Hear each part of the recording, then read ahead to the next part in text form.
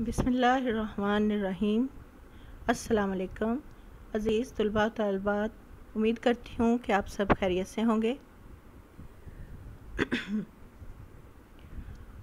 بچوں، ہم پڑھ رہے تھے مناقب عمر بن عبدالعزیز، سبق نمبر 1 سال دوم۔ اب تک ہم نے اس کا تعارف پڑھا ہے اور اس کے اقتباس کی تشریح کا جو ہے وہ طریقہ کار ہم نے پڑھا۔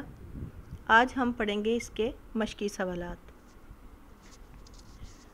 سوال نمبر 1 ہے کہ مندرجہ ذیل جملوں کی وضاحت کریں اور جواب زیادہ سے زیادہ 3 سطور پر مشتمل ہونا چاہیے۔ پہلا سوال ہے کہ مذہبی حیثیت سے ان کو عمر ثانی کا خطاب دیا گیا، کس کے بارے میں بات کی جا رہی ہے؟ عمر بن عبدالعزیز کے بارے میں۔ تو مذہبی حیثیت سے ان کو عمر ثانی کا خطاب دیا گیا، اس جملے کی وضاحت ہم کریں گے۔ عمر بن عبدالعزیز مذہب کے مجسم تصویر تھے۔ غیر مذہب والوں کے ساتھ ان کا جو طرز عمل تھا وہ شخصی طرز عمل نہیں تھا، بلکہ مذہب اسلام کا اصلی طرز عمل تھا۔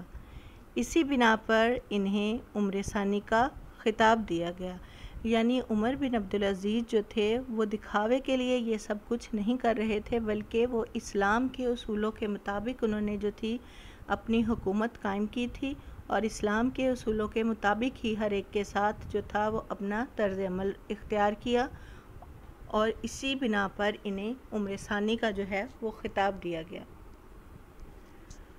دوسرا سوال ہے کہ ان کا ایک اور کارنامہ جو نہایت قابل قدر ہے، سلاطین بنو امیہ کی ناجائز کارروائیوں کو مٹانا تھا۔ سلاطین بنو امیہ نے ملک کا بڑا حصہ جو رعایا کے قبضے میں تھا وہ جاگیر میں اپنے خاندان کو دے دیا، لیکن عمر بن عبدالعزیز نے یہ جاگیریں ان کے صحیح حقداروں کو واپس دے دیں۔ بچوں، ہم نے پڑھا تھا کہ عمر بن عبدالعزیز کا جو سب سے بڑا کارنامہ ہے وہ یہ تھا کہ انہوں نے جو ناجائز طور پر جاگیریں لوگوں سے چھینی گئی تھیں وہ ان کے صحیح حقداروں کو واپس لوٹا دی۔ حالانکہ ایسا کرنا جو تھا وہ ان کے اپنے لوگوں کو ان کے خلاف کرنے کا باعث بنا، لیکن انہوں نے پھر بھی جو ہے وہ اس پر باقاعدہ عمل کروایا اور زمینیں جو تھیں، جاگیریں جو تھیں وہ اپنے خاندان سے واپس لے کر ان کے صحیح حقداروں کو جو ہے وہ واپس لوٹا دی۔ سوال نمبر 3 ہے، لوگ نہایت بے باکی سے ان کے افعال و اقوال پر تنقید کرتے تھے۔ دوسری بڑی برائی جو اس دور میں پیدا ہوئی تھی وہ یہ تھی کہ لوگوں سے حق رائے جو تھا کا حق چھین لیا گیا تھا۔ اسی لیے عمر بن عبدالعزیز جو ہیں ان کے بارے میں یہ کہا جاتا ہے کہ سلاطین بنو امیہ نے حق گوئی اور آزادی کا استحصال کر دیا تھا، لیکن عمر بن عبدالعزیز نے 2 راست باز شخص اپنے ساتھ مقرر کیے کہ اگر عمر بن عبدالعزیز سے کوئی غلطی ہو تو وہ انہیں ٹوک دیں، یعنی انہوں نے لوگوں کو مکمل جو ہے وہ اپنی رائے کے اظہار کی آزادی دی تھی تاکہ لوگ جو ہیں وہ اس کا صحیح استعمال کر سکیں۔ اسی لیے انہوں نے اپنے ساتھ بھی 2 ایسے شخص جو تھے وہ مقرر کیے جو کہ ان کی غلطی پر ان کو ٹوک سکیں۔ عمر بن عبدالعزیز کی حکومت کا اصل اصول مساوات اور جمہوریت تھا۔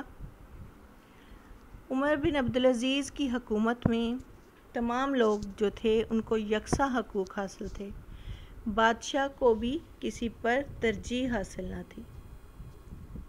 یعنی عمر بن عبدالعزیز جو ہیں انہوں نے اپنے دور میں نہ صرف ان برائیوں کا خاتمہ کیا جو کہ بنو امیہ کے دور حکومت میں پیدا ہوئی تھی، بلکہ انہوں نے بادشاہ کو بھی جو ہے وہ کسی پر ترجیح نہیں دی۔ انہوں نے کہا کہ رعایا کا ایک عام فرد اور بادشاہ جو ہیں ان وہ دونوں جو ہیں حقوق کے معاملے میں یکساں ہیں، یعنی دونوں میں کوئی فرق نہیں۔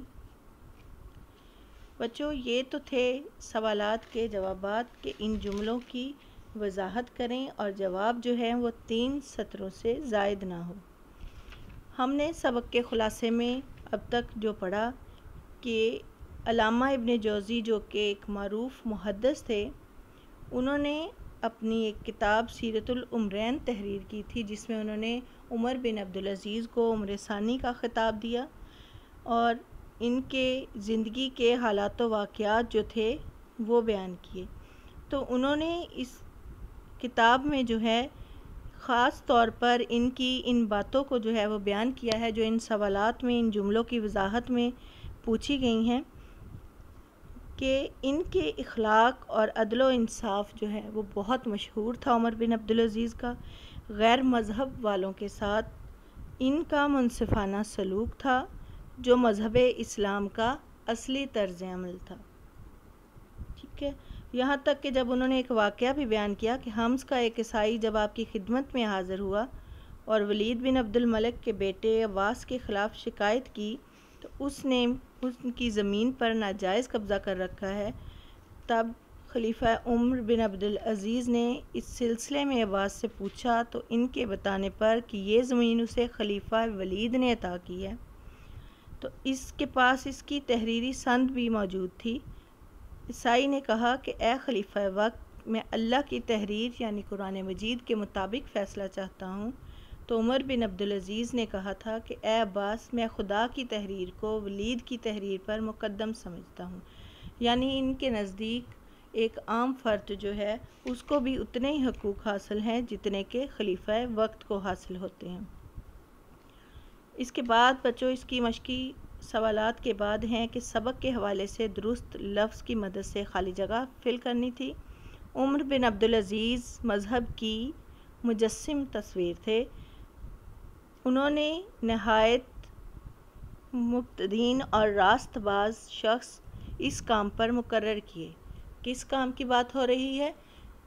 تاکہ ہر ایک کو جو ہے وہ اپنی آزادی سے جو ہے اپنی رائے کا اظہار کرنے کی آزادی ہو، اسی لیے انہوں نے اپنے ساتھ بھی 2 ایسے راست باز شخص جو تھے وہ مقرر کیے کہ جو اگر عمر بن عبدالعزیز کوئی غلط کام کریں یا کوئی غلط فیصلہ کریں تو وہ انہیں ان کے فیصلے پر ٹوک سکیں۔ امیر المومنین، میں خدا کی تحریر قرآن مجید کے مطابق فیصلہ چاہتا ہوں۔ عمر بن عبدالعزیز نے وفات پائی تو کل 17 دینار جو تھے وہ ترکہ میں چھوڑے۔